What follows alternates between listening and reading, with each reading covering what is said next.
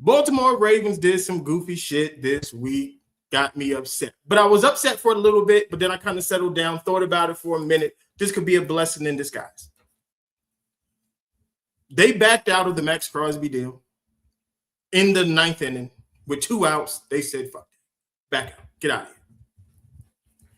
Nixing the deal, signing Trey Hendrickson on the belief or on the assumption that the Maxx Crosby injury was not, it wasn't to their likings. I'm gonna pass this to Mulich. Yeah, no, is it? But we're gonna talk about it. Mulich, tell me how you feel about it. Pull the window up. I was gonna say it's not really fair considering they knew that Maxx Crosby was coming off of surgery anyway. Like, it's like signing a TV deal with a bad network and then trying to back out of the network knowing that they're a bad network. Like, you knew that they were a bad network before you signed a TV deal, right? You knew you wasn't going to get any playtime. You wasn't knew you wasn't going to get any clicks, but you signed a deal anyway. And then it's like saying, oh, well, nah, y'all don't get the advertisement that we like, or y'all don't get the numbers that we like. You knew that before you signed it. So equating that situation to this situation, they knew about Mad Max and him potentially not being able to pass a physical prior to the trade. Those are facts. Yeah. Okay. So they had no excuses as to the reason as to why they legitimately backed out of this trade, because reports stated that Mad Max would not be available prior to March 10th. Right. What was the day the trade went down? March 10th. Everybody knew that. The whole league knew that. The Cowboys knew that. The Bears knew that. Everybody was willing to pull the trigger still. The Ravens even knew that, and they still pulled the trigger. Do y'all want to know why they legitimately vetoed that trade? Tell him, Mullers, because I was going to get to it, but you got this. Go. Because somebody made a call to somebody who was a little overzealous, right? Why would we risk 2 first-round picks for somebody when we don't have to? We can go out and get a perennial pass rusher without having to risk any picks. So, with that being said, why the fuck did you just trade for Maxx Crosby when we can go out and get a Trey Hendrickson for no picks at all? We're losing majority of our stars in free agency, and you're going to go out and blow picks on somebody who we know is probably not going to pass the fucking physical? That's crazy. Why not do this? Why not go out, sign Trey because he's in the divisional rivals teams, take him from the divisional rival team, considering he was supposed to be, considering he's won it out the whole time, bring him over here. Now we have our pass rusher back, and we still have our 2 picks so that we can go and get Lamar talent or protection, whatever the case may be. Somebody almost lost their fucking job. And somebody called like, yeah, no, either you veto that fucking trade or you're fired. I've been telling y'all this since 2016. People they're not coaching, they're not drafting, they're not doing anything for money anymore. They're doing the shit for their fucking jobs. If you don't do shit correctly, yeah, sure, we'll give you the money, but at the end of the day, you will not fucking work for us, bro, because you don't know how to do your job, the job that we hired you to do. We didn't sit up there and try to blow 2 first-round picks on Maxx Crosby. That's crazy. Yeah. Reports are saying that while Max was in the building, they were talking to Trey Hendrickson.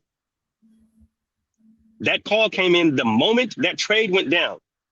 Because somebody knew, hey, wait a minute. We have Trey Hendrickson on the line, the NFL sack leader, on the line right now, ready to come to the building. For no picks at all. All we gotta do is pay him. We gotta make sure we have enough money to pay him. That's it. I got my opinions on all of this. I'm gonna let, when you're done, let Troy. And you traded our. Yeah, no. Somebody was legitimately. Somebody made a call, and somebody almost lost their job. That's the reason why this shit was vetoed, because they knew, hey, if we can get out of this trade to sign this guy, we'll probably look a little better to the league. But everybody else was like, nigga, fuck no, because you tried to pull out because you said he failed a physical when you knew, just like the whole league and the whole world knew, that he would fail the physical. That didn't stop the Bills from trying to trade for him. That didn't stop the Bears from trying to trade for him. He would be a Chicago Bears had DJ Moore not been traded to the Bills. That did not stop the Cowboys from trading for him. The Cowboys actually wanted him even after he got back. But Odigizua wasn't available. The Cowboys offered a 1 and a 2 And the only reason why he didn't go to the Cowboys is because the Ravens offered 2 months. Mm-hmm. Yeah. This is bad. This is not only just a bad look. This is bad business. And I understand why a lot of these GMs, a lot of these players, or a lot of these teams are coming out like they don't want to work with these guys no more, bro. Because look what the fuck y'all just did. That's crazy. And then you're gonna try to blame it on the player like you didn't know.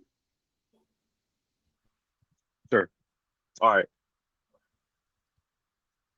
Go ahead, Troy.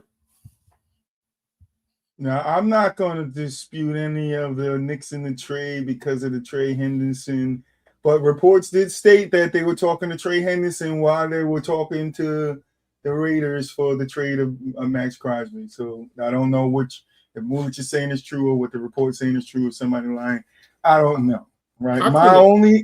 My only thing here is, right? My only thing here is you can say they knew he was going to fail the physical, right? But if you're saying the guy is coming back, we don't know what the conversation was with the Raiders or how ready Maxx Crosby was to coming back. So let's say the Raiders did not tell them that he was this far behind. And then he goes to the Ravens, does the physical, and they see he's this far behind. I don't see a problem with them nixing the trade if they don't like what they see in that physical.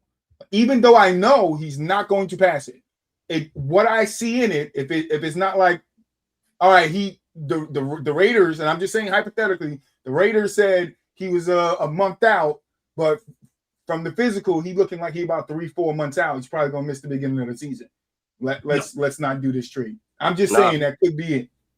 Not like there's legitimate reports saying that he would not be available to pass a physical. This is from his surgeon. I'm not speaking from my personal opinion or anything. And his I'm not came out and said he's not going to be ready before that. So why then put him through the physical if the surgeon said you have to? Because that's mandatory, right? But in that physical, does it not? Would the physical not reveal how far off or where he is at that point in time?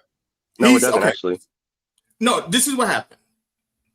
What you're saying, if what you're saying was how it went down, you would be correct. That is not what happened. Everybody and several GMs have come out and said the exact same thing.